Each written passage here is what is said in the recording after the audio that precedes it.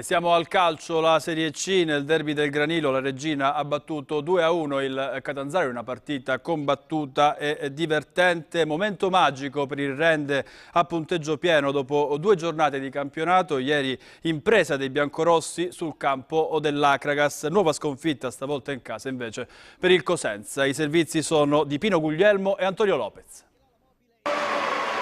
Esordio positivo fra le mura amiche del Granillo per la Regina di Maurizi. Dopo la debacle di Rende alla prima di campionato, De Francesco e compagni si riscattano con una prova d'orgoglio nel derby contro il Catanzaro. Un inizio gara alla chetichella per entrambe le formazioni, ma gli Amaranto alla distanza prendono le misure all'avversario e dopo poco più di mezz'ora di gioco Sciaman sblocca il risultato. Si va a riposo sull'1-0 per la squadra dello Stretto. Nella ripresa parte con il piglio giusto il Catanzaro. Al 52esimo Benedetti su punizione impatta con un Eurogol il match.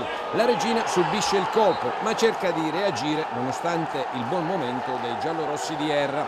Al 70esimo Mezzavilla in buca Porcino che si incunea in aria e di esterno sinistro sigla il 2-1. Passano 2 minuti e Marchetti commette un brutto fallo su Bianchimano. Espulsione diretta, il Catanzaro rimane in 10 ma non demorde. Il neoentrato Anastasia, a tempo scaduto di testa, va a colpo sicuro. Si supera Cucchietti e devia la sfera sulla traversa. Salva così il risultato per la Regina e porta a casa 3 punti d'oro.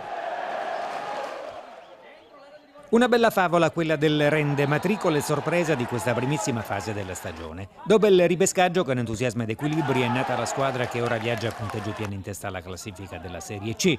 Presto per parlare di vera gloria, ma i fatti per ora sono incontrovertibili.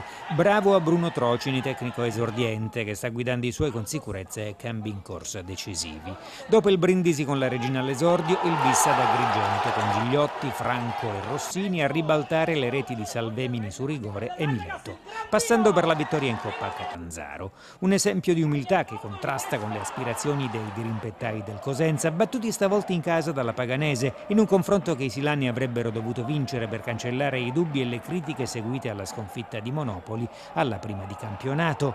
Cesaretti e Talamo nel finale del primo tempo hanno sancito il nuovo stop dei rossoblù, un avvio decisamente in salita che fa già storcere il muso a molti.